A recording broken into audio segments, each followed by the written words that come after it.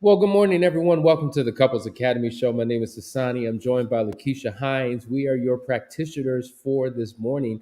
We're continuing in the conversation that we started on yesterday. We were talking about how couples can sexually connect. Like, what is the key to sexually connecting after infidelity? We talked about regular connections, like emotional connections, intellectual connections, even connecting spiritually. But that sex piece, that's the piece that many people are struggling in. So, listen, make sure you do us a favor and like, share, and subscribe. Let your community know that this community is live and direct and connecting with you. I want to just acknowledge all the people from all over the country. Nashville, I see. Where else we got. I just saw Chicago, Chicago. Yeah, we got Toronto. What? California, Philadelphia, Ontario, Canada. Like, We come need on, to go there, Hassani. We need to go to Ontario. What do you think? Take Couples Academy on the road to Ontario. now don't listen. Don't say that if you don't mean that, because you know me. I'll get on a plane quick, fast, in a hurry, and we can make You that happen. pay, you book and pay for my flight. I'll come. See now, we need to talk offline about that. But listen, guys, we're in this conversation, and what we're going to do, we're going to dive right in. I just want to let you know, Last Chance Weekend is this weekend. We're excited about it. If you didn't get in on time, March is available. People are starting to book for March, and we're excited about that as well. Listen, Foundations, what are you waiting for? Foundations is one of those programs that people, I mean, what do you think of Foundations, Keisha? I think Foundations is amazing. I think that the couples literally are getting so much bang for their buck. For real. Literally, because they are doing a trial right now for $1. That's it. You can't commit to $1. So you're getting so much bang for your buck. And I just think, it's an awesome opportunity for you and your spouse to come together, or your partner to come together and get some information that you can apply right away to your relationship. So I think it's worth the investment. So do Absolutely. it. Do Absolutely. it. So let's get into this conversation. The comments were, man, they were strong. Crazy yesterday. We were talking about sex, but let's talk about it because when you're reconnecting after an affair, it's important to have certain conversations that maybe weren't had when you said "I do." I think there are many assumptions that are made. Mhm. There are many unspoken expectations that we have, and common sense says if we're marrying and we're doing life together, then obviously we are going to be in a monogamous relationship. And so that's not always the case. Not everybody always thinks like that. It depends Mhm. upon your culture, your upbringing, what you saw in your home, what you've been exposed to, that shapes how you view marriage. And so it's important that couples, if they're going to sexually reconnect, that they have a monogamy agreement. Monogamy means we are in a closed relationship and all of our sexual energy, emotional energy, social energy is invested in one another. There are no close call interactions with members of the opposite sex. We're Yep. not having any type of sexual play with any members of the opposite sex. It is all about us. So we're talking about commitment here, sexual commitment. And truth be told, listen, there's a lot of confusion in this space of really, and this is why we say you got to have working operational definitions of what monogamy actually is. Because I guarantee you, if you ask enough people, you'll start hearing little variations here and there because people define and interpret it their own particular way. And Right. if you don't have these conversations together, it's going to be a problem. Absolutely, 100%. And it's so crazy too. Like, how many times have we talked to couples and, post infidelity, and they're like, what do you mean? Like, you didn't know that was inappropriate? Like, because we have different definitions. I'm so thankful that, for me in my house, we talked about how our interactions would go with members of the opposite sex and also exes. The exes got exed. That's exactly what happened. Like, when we got married, actually before we got married, during premarital counseling, it was like, it's done. Like, what's the purpose of maintaining those relationships? But everybody doesn't have that conversation. And again, it's assumed that you just know what is the right thing to do. Because even with that, to you, it may seem right, but to me, it's wrong, right? You may not have an issue with it, but I do, and vice versa. So it's important that when you are rebuilding, post infidelity, that you guys lay those ground rules, set that new foundation, and have those conversations about the expectations. And it's crazy because we were just talking before the show, and it's like, you can't hold someone accountable to something that they never knew was an expectation. There it is. And then you get upset when they don't meet this unspoken, unknown expectation, but you can't because they didn't know. So make That's sure true. they know moving forward. Yeah. And so once again, Lakeisha, let's just assume that they both do agree with this whole concept of monogamy. But Mhm. for me, monogamy, and I know it's early, monogamy means penis inside of someone's vagina, right? Intercourse. One And person, I mean, I'm just saying that's only what it one means person. to me, one person. So Right. anything outside of that is not cheating. So Right. if I kiss, if I hug, if I spend quality time, if I'm sexting, if I'm doing all these things, it's not like I put my in her. Like Right. that didn't happen. So my definition is completely different than your definition. And so Yes. if my value system is different than yours and I live according to my value system, then who was I? I mean, I didn't do anything wrong.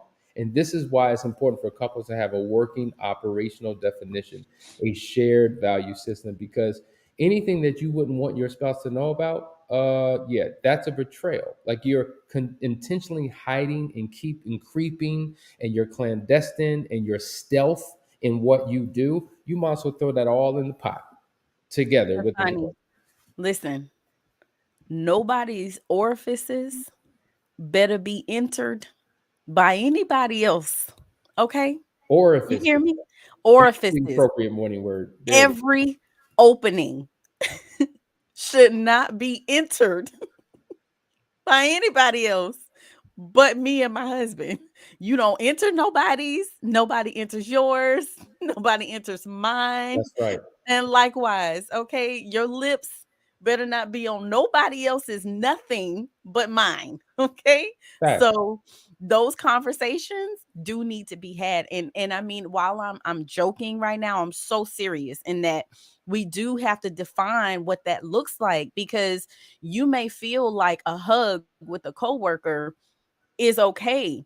But if that coworker's love language is physical touch, you just told her that you love her. Mm, So, like, I really need you to make sure that you're having these conversations with your spouse to clearly define what those boundaries need to be so that there's no confusion, there's no misunderstandings, no one is being misled. absolutely. Listen, I got to go to Eddie's comment because this kind of speaks to what we were talking about earlier. Hi, my wife cheated on me, and I took her back after being separated for 8 months. She always rejected me when I wanted to make love to her. Now, there's no question in that. It's more of a statement. But when I hear always, it makes me think that there was an issue prior to the marriage. And so we were just talking about that offline about, there's sometimes a spouse can have an aversion to being sexually intimate with one Mhm. partner, Mhm. and they're shut down. They become numb, and that's a space where they do not come together, and it puts a significant strain on the relationship. And truth be told, many people want to know, well, why did you do it? Why? And we're not justifying anything. There's no Right. justification for infidelity, but oftentimes what we find is that when sex, which is a very important component of a healthy relationship, is not honored in that marriage, it unfortunately puts people in a vulnerable state, and they feel like they're forced to drop, they're driven out by Yeah. their urges and their longings and their cravings, which are not being met. And they begin to pursue or put themselves in vulnerable positions where they succumb to the temptation of being physically involved with another person. And so that's why sex in a marriage, I tell you, it's a protector, it's a sealant. It really helps to secure. Now, it's not a cure all, but we Right. can't deny the significant importance of sex. I mean, Lakeisha, I mean, this is your world. This is what you do. How I important know. is sexual fulfillment? Now, not just sex, right? Right. Because some people have Fulfillment. bad sex, irregular sex, Yep. painful sex. I'm not interested. What we call duty sex. No. Mhm. How important is mutual sexual fulfillment in a marriage? I mean, it's extremely important. And it's important because it's another way for you to connect with your spouse. And when you have fulfilling sex, it gives you hope and motivation to keep doing what you have to do every day to sustain the relationship, right? We say all the time, marriage is work. And so, what motivation do you have to keep working? Because it's every day you have to do work. And so what is giving you that motivation? What's keeping you connected? And I'm not saying sex is the only thing that does that, but it definitely is a very critical part of it because there's something about the euphoria that happens once you've had that experience with your spouse where you are satisfied, you feel like, yes, this is exactly where I'm supposed to be with who I am supposed to be with. And so Eddie, I do appreciate your comment and I do want to say I want to point out something because you said she always rejects you when you want to make love to her, but she is the one who cheated. And normally, when we see this, where there's one person that's being rejected, is usually the one that's being rejected. That's the one who cheats. So the fact that she is the one who cheated and she's rejecting you, that's making me question what was going on. Yeah. And I won't speak about your situation because obviously I don't know yours, but this happens a lot with couples and especially on the woman side. And a lot of it has to do with not being fulfilled sexually. So don't take it personal, bruh. I don't know your situation. I don't know what you were doing. So I'm speaking generally to everyone.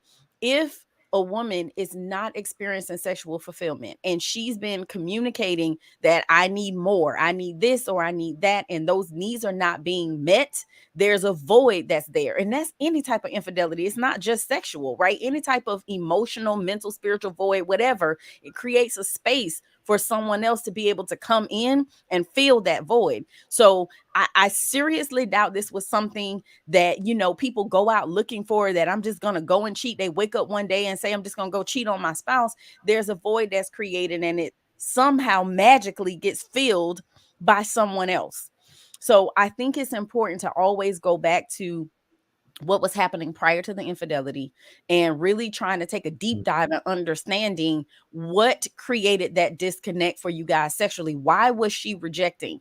Why wasn't she wanting to engage with you in that way? Because when we're in love and everything's connected mentally, emotionally, spiritually, it naturally happens that we want to connect physically too.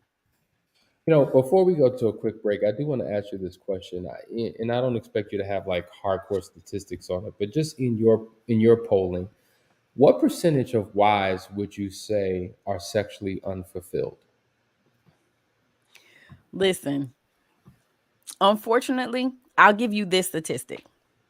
70 to 75% of women do not orgasm from penetration alone. So if you are one who is from a male, right? If you're the one who that's what does it for you, like you can't be fulfilled, satisfied no other way but penetration, 9 times out of 10, your wife is not satisfied because she needs more than that. She needs clitoral stimulation. She needs foreplay. She needs kissing. She needs hugging. She needs stuff outside of the bedroom. So I will say, if we just base it off that statistic, 70 to 75% of women are not being fulfilled. But I had sex with 20, 30, 40 women before I got married. I know how to please a woman. Why can't I please my wife? They may have been lying to you, but outside of that, everybody's different. And if you look at the erotic blueprint, which I've talked about before, you can go back, you can check out the show. We are all stimulated in different ways. We need different things. So I love that Ben dropped a comment in here talking about him being a shapeshifter. The shapeshifter is like the bomb. I love the shapeshifter, right? Because they can adapt to anybody. But there are those who are focused on sensuality and those who need that extra touch and that extra foreplay, and they orgasm without penetration at all. So for that person, if they get with someone who's a sexual that needs that penis vaginal connection, then most likely they're not being fulfilled because they need what's going on outside of the penetration. So you got to get to know your partner and know what they're into and what gets them off. Yeah, but I watch porn, so I know about positions and I know about techniques and I know about how to have sex. Why am I pleasing my wife?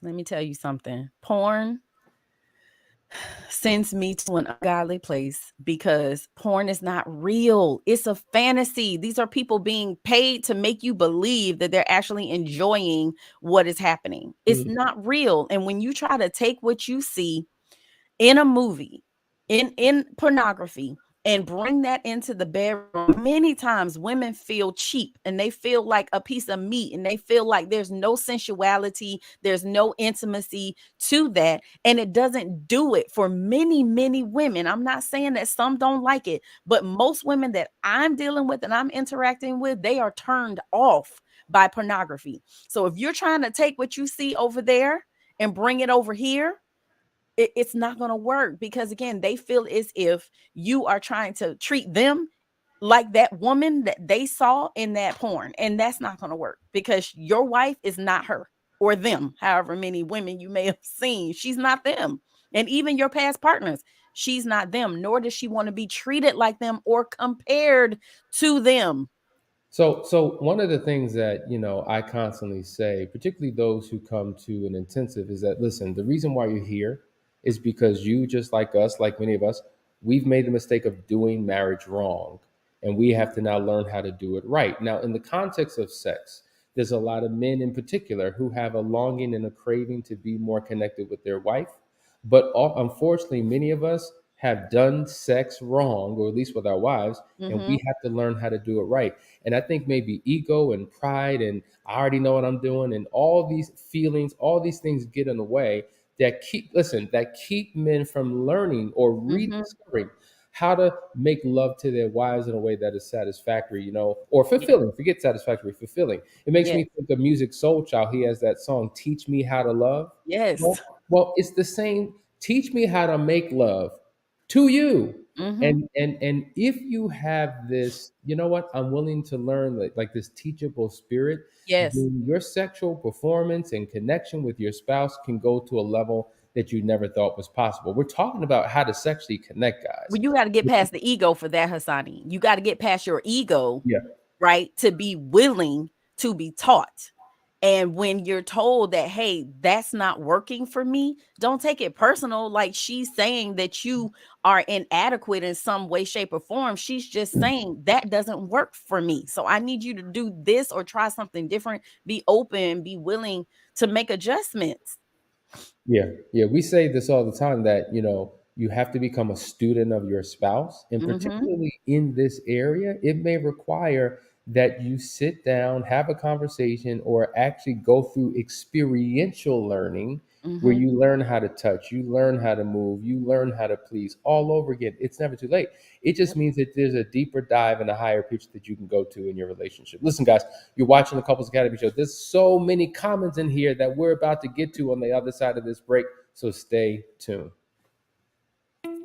We're really excited about Foundation. It is a new group program where couples are gathering from all around the world twice a week, couples who just want to have a thriving, successful, amazing marriage. No really well-built house is built without a foundation. As a matter of fact, without a foundation, it can't stand. It would just crumble right into the ground. We are going to interview experts and other successful couples so that you can get a glimpse into the lives of other people who are doing what it is that you desire to do, who have and who are accomplishing what it is that you want to accomplish. And we also have over 500 videos available for you to watch of all of our teaching. Everything that we've ever done, every topic that we've ever covered will be accessible to you. So guys, if this sounds exciting to you and if this sounds like something you've been waiting for, go ahead and just give it a try. We're literally giving away a 15-day trial for $1. And then after that, it's simply $3 a day. And so, is your marriage worth it? Is your future worth it? Join the community today. Just click that button and meet us on the other side.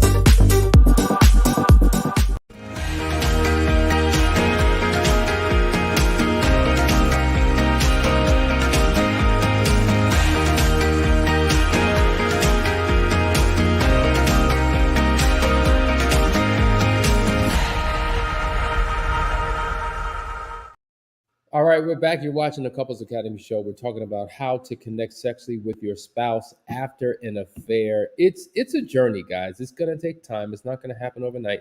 But if you're committed to the process, you can experience a tremendous amount of breakthrough. I gotta go to Vinshawn. Thank you, brother. He says, good. He says, good morning, fam. I feel good this morning. Wifey let me just hold her all night long. I'm grateful for that connection. Let me tell you something. That Yes. there is a quantum leap. Yes.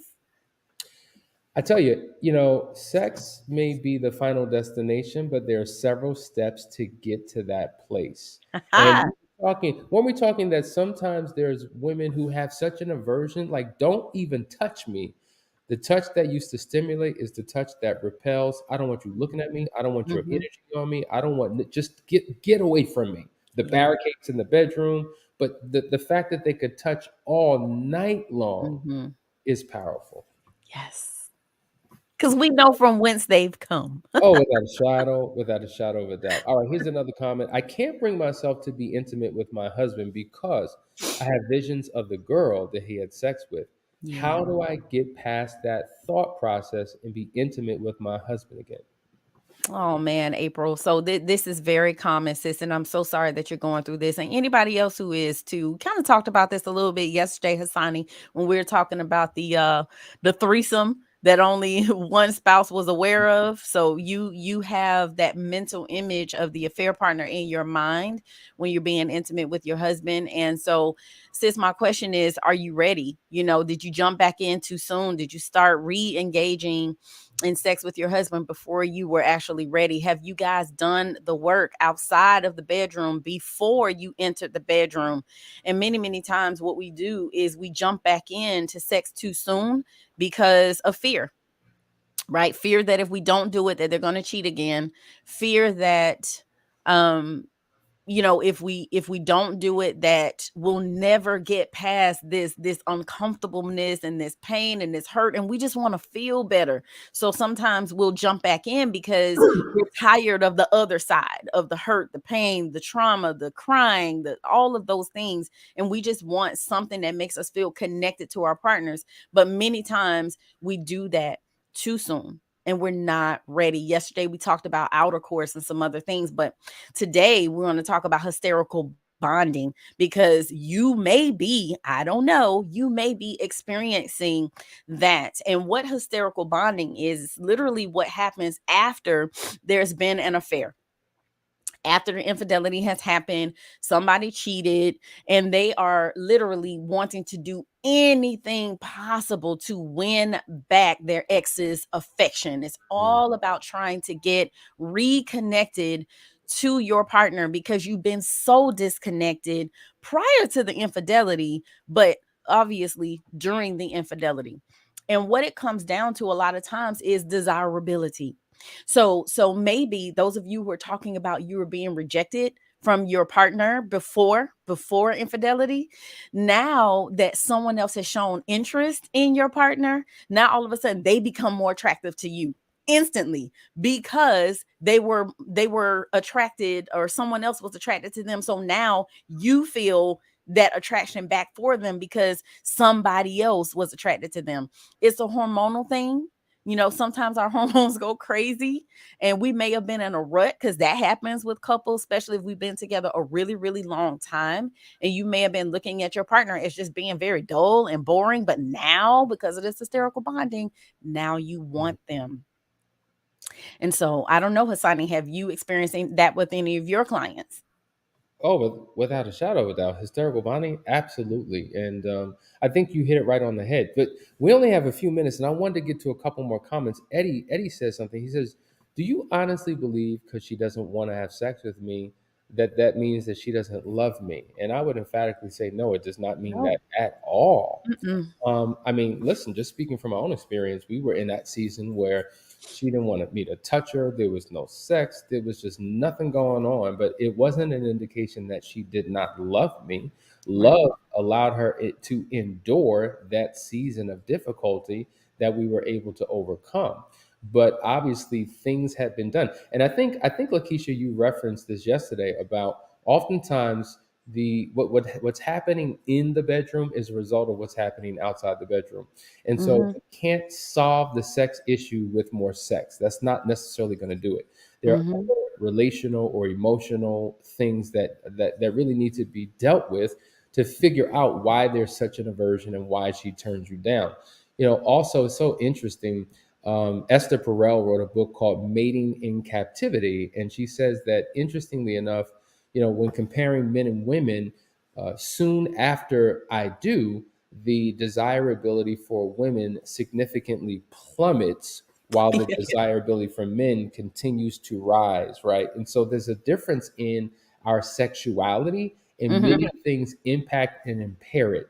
And so that was Yeah. able to be tremendous insight as well. Well, ours goes down, I think, because the things oftentimes that our men did to get us, they stopped doing those things. And those were the things that made us feel drawn to them and attracted to them in the first place. So when they stop doing those things, then yes, we start to feel a little less attracted to you. And we're not as excited about being with you and being intimate with you because we feel as if you're not pouring into us in the way that you used to before. And you just excited that you get to have guilt-free sex.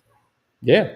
And to your point, like Lakeisha, when we were dating, I had a job, she had a job, we lived Mhm. in separate places, we came together whenever we did. But Right. now we're married, living in a household. I'm And working, working together. she's working. Now she has other responsibilities to serve me as a wife to a husband on top of her job. Then we have children. Then she's Yep. serving those children. Then, a lot of times women, they're spread too thin. They're wearing so many hats. There's so many things that they're Right. juggling. There's just a lot of responsibilities. And so see, and this is why it's important to understand before you say I do, the difference between being a bride and being Yes. a wife. I think many Yes. people dream of the bride in the white dress and walking down the aisle and the honeymoon, but they don't spend enough time really digging into what a wife's role is. Mhm. And that impacts them tremendously too. Like, I did not sign up for this. I did not Well, expect this. on the flip side, you guys are not trained as to how you're supposed to go about being a husband. I mean, you guys are taught you're supposed to provide. That's what you're taught. But outside of that, you're not trained on how to meet a woman's emotional needs.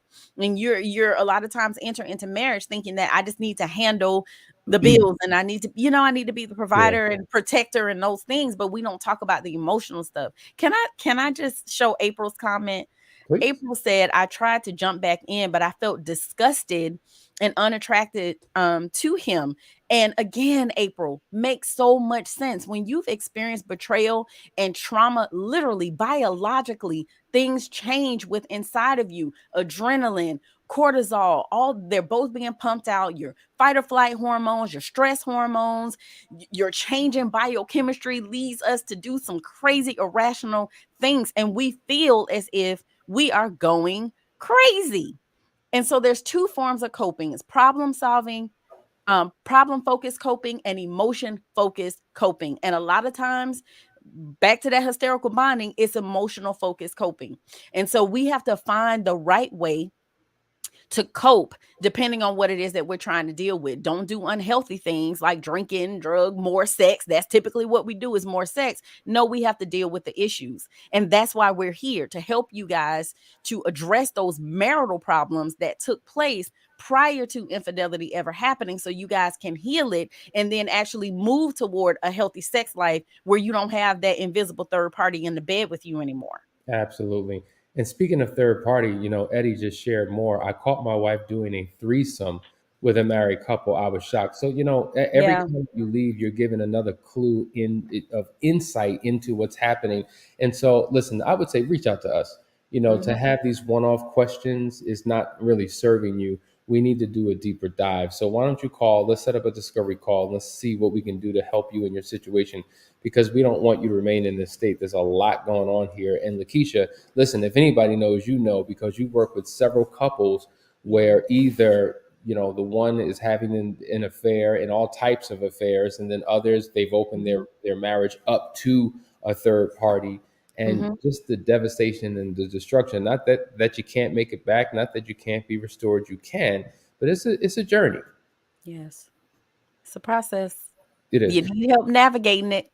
Yeah, without a doubt. Anyway, guys, you're watching the Couples Academy show. I hope you got something out of today. Lakeisha, I appreciate you coming back on for part two. I know that you have an insanely busy schedule, a lot going on. People are booking you, but you are available. Listen, I wanted to show this before we go. I know we're running out of time, but I had to get this in. Number one, a client testimonial came and says, I want to thank you for everything you've done for us over the last 8-month period. You've saved my family and our marriage. Daniel is a completely different person that I don't even recognize him sometimes.